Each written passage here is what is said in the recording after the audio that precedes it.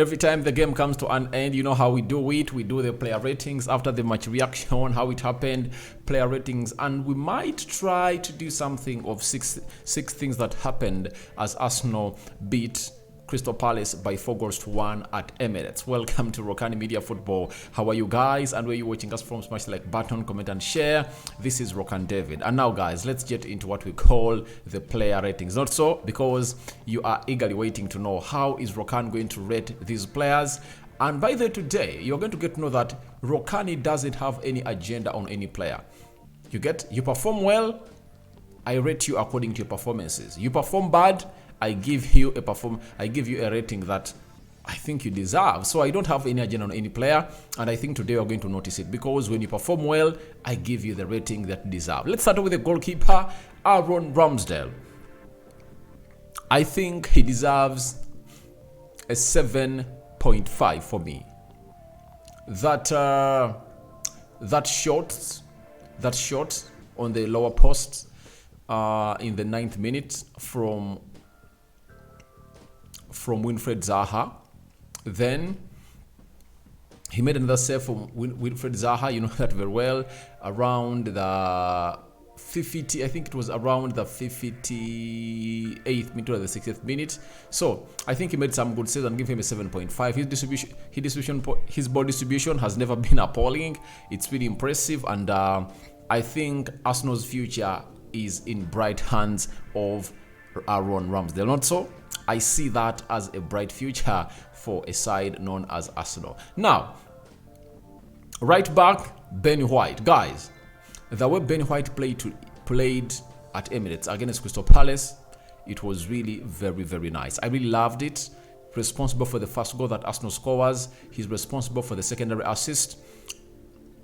You get even the second goal, he's responsible for the assist. So I believe he's really having a very wonderful kind of season this season at Arsenal, and maybe he might send a message to Mikel that you don't need to bring another right back that is flying. I can do the job very, very well. But it's always good to be having versatile players. You know why?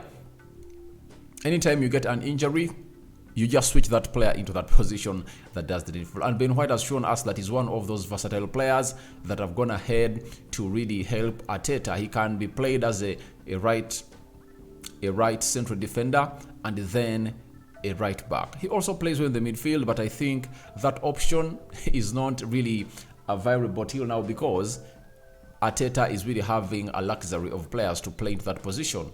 With the signing of Jorginho and Thomas Partey, I think all is well for a side of Arsenal in the foyer. So Ben White, 8 out of 10 for me. He played very, very well. And I'm going to shock you on Ben White and Zinchenko because I believe Ben White had a better game than Zinchenko, by the way. Let's go to Zinchenko.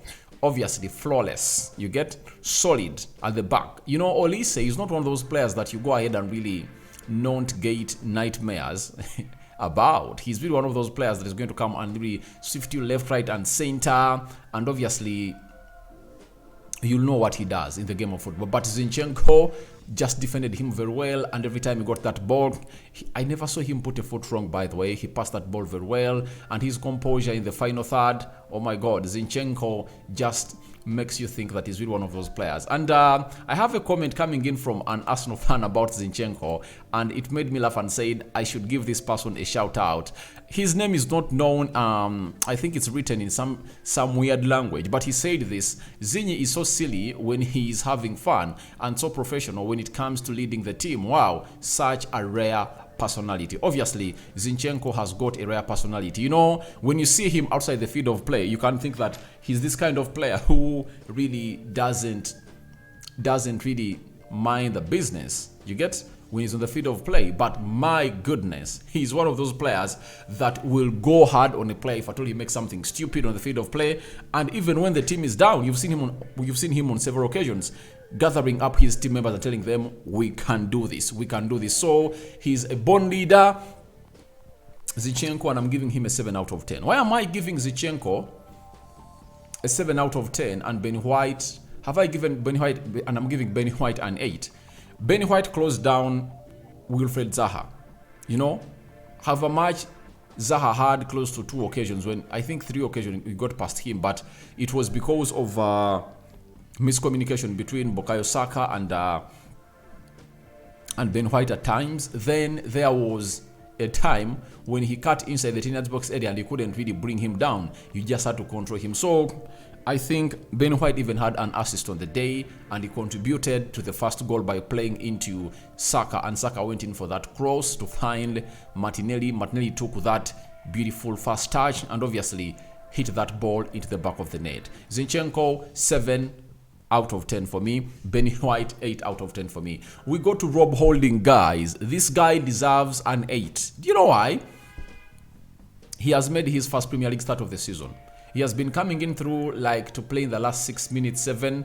But this time round, he was facing Eduardo. He was facing Zaha, because he was playing on the right side of the central defense. That exposed you to all the threats coming in from Wilfred Zaha. He was really ice cold in that central defense. He was a rock, and he complemented well with Gabriel Magalhaes. And as I thought that they are going to have a very good connection, because he's a very good player when it comes to being press resistant, meaning that every time you get the ball to him, he's always secure with it. I knew that Arsenal is going to be having a lion's share of the possession, and if at all Arsenal take their chances, they are going to win that game by 3-1. That was my prediction. You saw it very well, and I think Arsenal just added one more, but I just saw Arsenal tearing apart Crystal Palace, and obviously they did tear them into raptures, and I said, all right, that's the team known as Arsenal topping the Premier League table with 8 points clear right about now. I'm giving him an 8 out of 10. That's it. Gabriel Magalhaes had a very wonderful game, and I just found him sometimes at the edge of the teenage box area, just so much ice cold with the ball, passing around, knocking the ball around. So him sparing that time to go on and really do all that stuff and expressions shows you the maturity this guy is having. He has grown into a player that all of us would love to see. You know, one of the biggest problems of Gabriel Magalhaes is being lazy sometimes with the ball. He gives the ball sometimes cheaply, and those errors that he makes that leads to goals at the goal of Arsenal, or that lead to Arsenal conceding goals, especially in big games, should really come to an end. And I believe that with time, maybe he'll turn into that Rolls Royce that everyone is urging to see. I'm giving him a 7.5 out of 10. Thomas Partey. He controlled that midfield. He ran that midfield. Thomas Partey really was just epitomizing that midfield. He was flawless. You get that engine room was in his total control.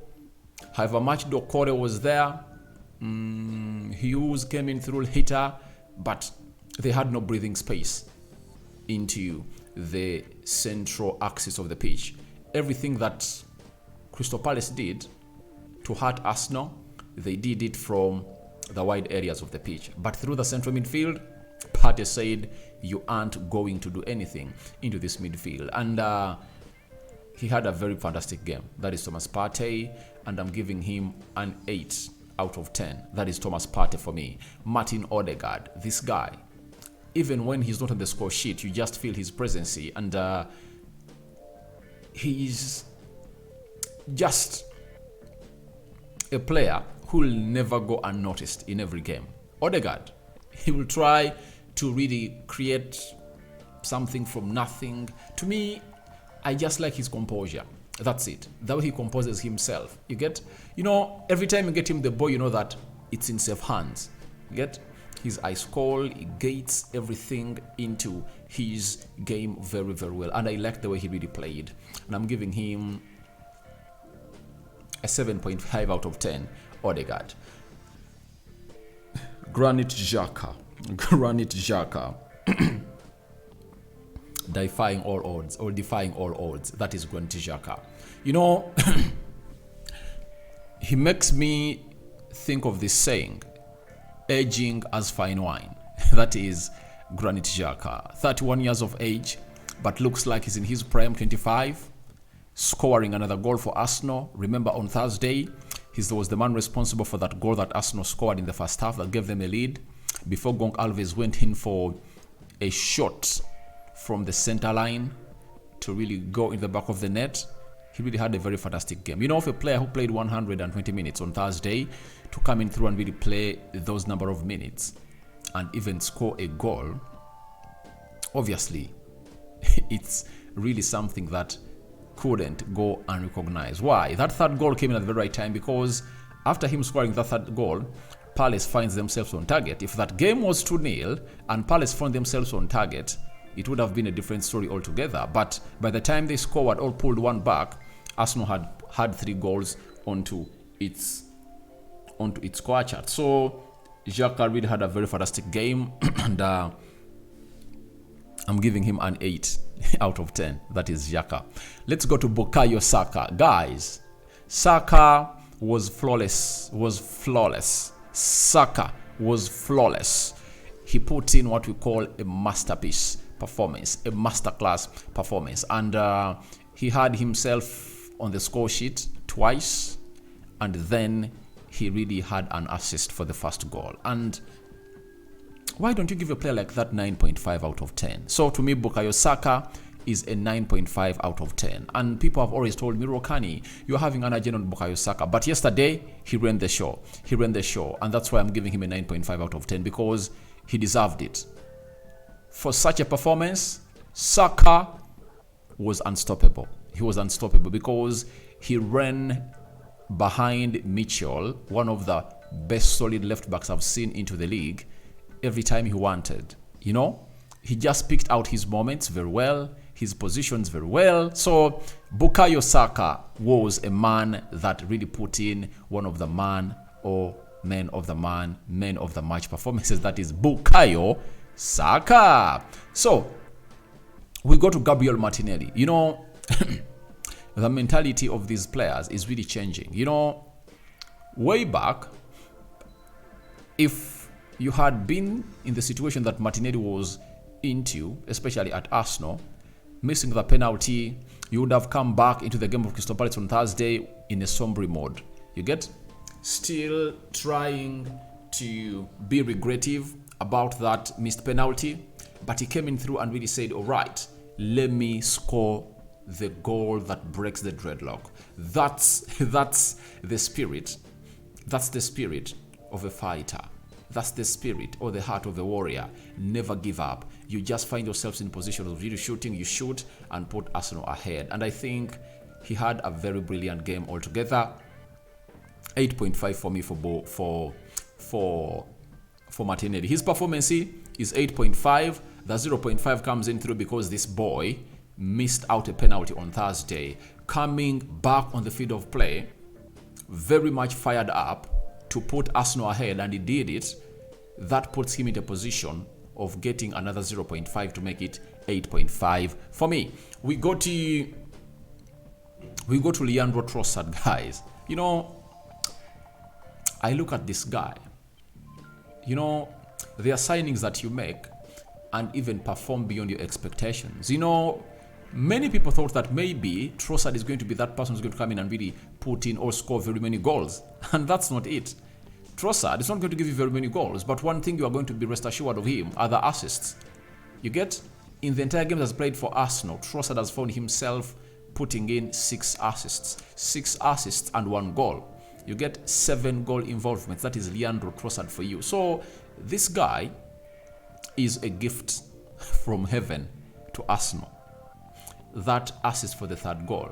Oh my God. Oh my God. You know, he just makes it look so easy to get such an assist.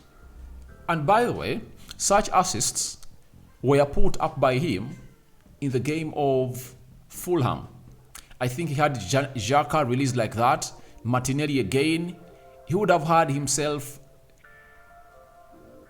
a pair of hat-trick assists when Arsenal was playing Fulham. So, yesterday, Xhaka never did what he did to Trossard in the game of Fulham. He just went ahead to capitalize onto that chance and really gave him his assist. So, I'm giving him an 8 out of 10. That is it. The way he was switching play was really marvelous. That's it. Let's go to the substitutes. Kian Tierney 7.5 out of 10. Solid at the back, creating an assist for Bukayo Saka's fourth goal.